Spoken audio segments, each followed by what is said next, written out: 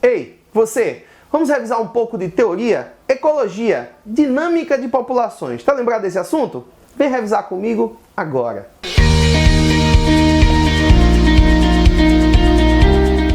E aí, fofinhos, beleza? Eu sou o professor Jean Brito e esse é o canal Biologia na Veia, um canal de apoio aos seus estudos, e aqui a gente vai respondendo questões e revisando o conteúdo, tá? Nós estamos aqui para revisar com vocês um pouco de conteúdo hoje. Essa aula é só de teoria, tá?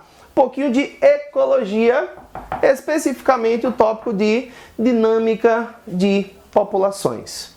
Ô Jean, o que a dinâmica de populações estuda? A dinâmica de populações estuda a variação do número de indivíduos em cada população, tá? Então, por exemplo, a gente observa no ecossistema que se o ecossistema estiver em equilíbrio, a gente vai evidenciar uma manutenção do número de indivíduos em cada população.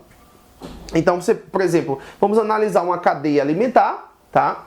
E se houver um equilíbrio no ecossistema, a tendência é que ao longo do tempo o número de indivíduos em cada nível trófico permaneça mais ou menos constante. Se acontecer um desequilíbrio, isso pode variar o número de um determinado grupo, né? Isso pode influenciar nas outras populações também. Por exemplo, ó, deixa eu te dar aqui uma ideia. Ó. Isso tudo é estudado pela dinâmica de populações, tá? Imagina que aqui você tem, ó, um produtor que serve de alimento para o consumidor primário, que serve de alimento para um consumidor secundário, que serve de alimento para um consumidor terciário. Vou parar aqui, tá? Porque o quadro acabou também, mas só para te dar uma ideia. Se o ecossistema estiver em equilíbrio, a gente normalmente vai evidenciar os produtores, consumidores primários, consumidores secundários, consumidores terciários, mais ou menos numa mesma quantidade de indivíduos ao longo do tempo, tá? Em ecossistemas em equilíbrio, o número de indivíduos em cada população permanece mais ou menos constante ao longo do tempo, tá? Se houver um desequilíbrio, tá, gente? Por exemplo, vamos supor que vamos supor que o produtor aqui é uma grama, tá? O consumidor primário, por exemplo, é um coelho. Consumidor secundário é uma cobra. Consumidor terciário é um gavião. Aqui a gente tem um exemplo clássico de cadeia alimentar. Produtor, consumidor primário, consumidor secundário, consumidor terciário, tá? Se o ecossistema tiver equilíbrio, a quantidade de grama tende a permanecer mais ou menos constante. O número de coelhos também, o número de cobras também, o número de gaviões também. Se houver um desequilíbrio, por exemplo, com a ação humana, vamos supor que foi aberta a temporada de caça aos coelhos. Se houve uma temporada de caça aos coelhos, gente, consequentemente o número de coelhos tende a diminuir. Isso termina repercutindo com sobre as outras populações que com ele coexistem, direta ou indiretamente. Então, se tem menos coelho, a tendência é a quantidade de grama aumentar, porque vai ter menos coelho para comer a grama. Mas se tem menos coelho, a tendência é a quantidade de cobras diminuir, porque vai ter menos alimento para a cobra. Caiu o número de cobras, a tendência é cair a quantidade de gaviões. Isso é estudado pela dinâmica de populações, tá, gente? A dinâmica de populações é a parte da ecologia que estuda a variação do número de indivíduos nas populações, tá? Detalhe, pessoal. Vamos imaginar outra situação.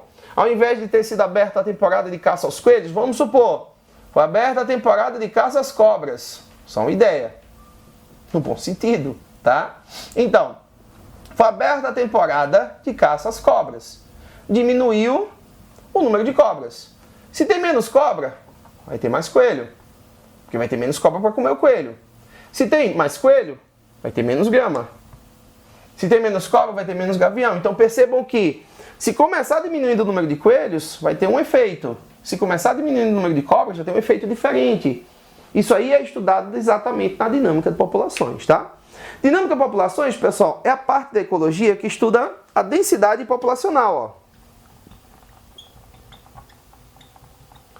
Densidade populacional. Densidade populacional, gente, a gente calcula como sendo número de indivíduos sobre a área ou espaço ocupado por eles. Num ecossistema, tá, gente? Num ecossistema, normalmente a área vai permanecer mais ou menos constante. Então, normalmente o que faz variar a densidade populacional é a variação do número de indivíduos. E aqui a gente tem, ó, alguns fatores que influenciam, né, como o índice de crescimento,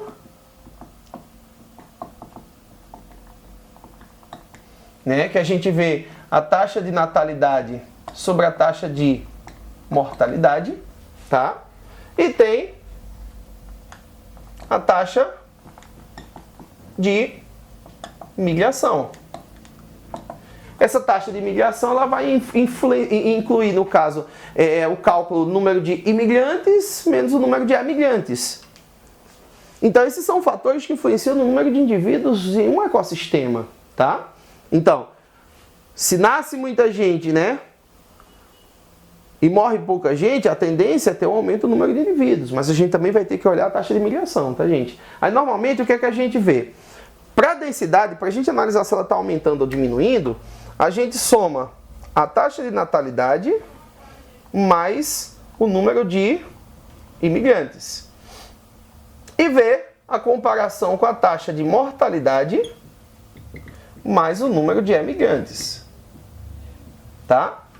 Se tem muita gente nascendo e muita gente chegando, esse número, essa soma aqui supera a taxa de mortalidade mais o número de emigrantes, então isso quer dizer que a densidade populacional vai aumentar.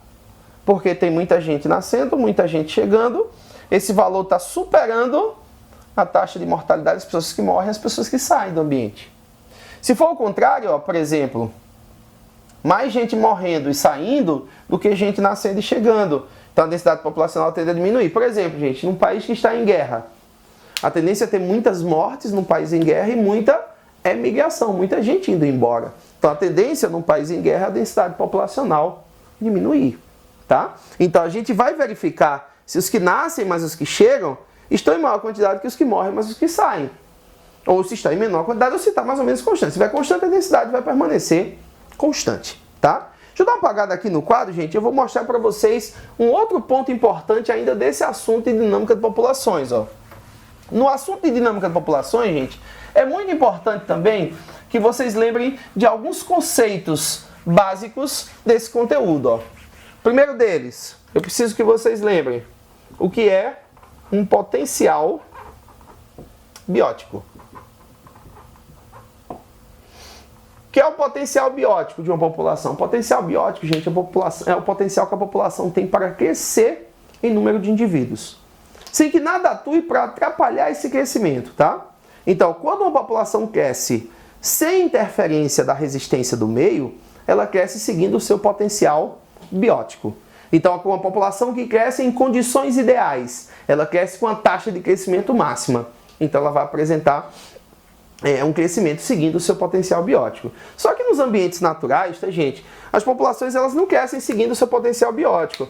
Elas crescem seguindo uma taxa de crescimento real. A taxa de crescimento real, tá, gente, é o crescimento que a população vai apresentar no ambiente, que vai apresentar uma resistência a esse crescimento, que é o que a gente chama de resistência do meio ou resistência ambiental, tá? Então, por exemplo, isso aí normalmente aparece em gráfico, ó. Presta atenção. A gente vai ter aqui a representação do gráfico com o número de indivíduos em uma população em função do tempo, tá? Número de indivíduos em função do tempo. Perceba aqui o seguinte, ó. Se a gente for representar o potencial biótico da população, a gente representa dessa forma, ó. Potencial biótico. É o potencial que a população tem para crescer, sem que nada atue para atrapalhar esse crescimento, tá? Então a curva do potencial biótico geralmente é uma curva de crescimento exponencial, tá? A curva de crescimento real, ela fica mais ou menos assim, ó.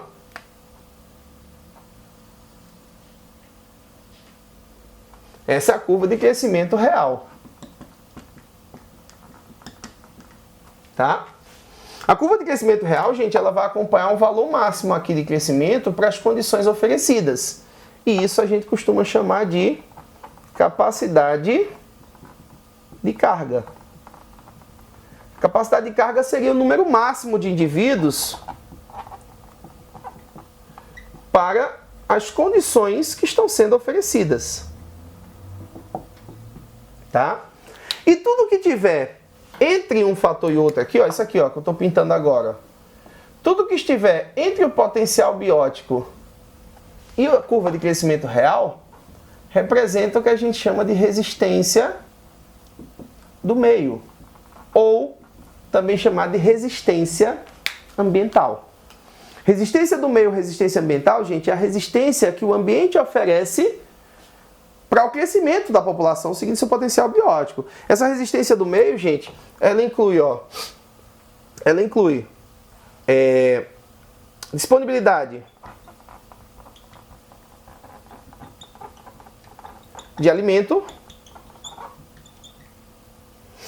disponibilidade de água, disponibilidade de espaço. Tudo isso é resistência do meio. O ambiente ele pode resistir, né, e impedir o crescimento de uma população seguindo seu potencial biótico se tiver pouca comida, se tiver pouca água, se tiver pouco espaço.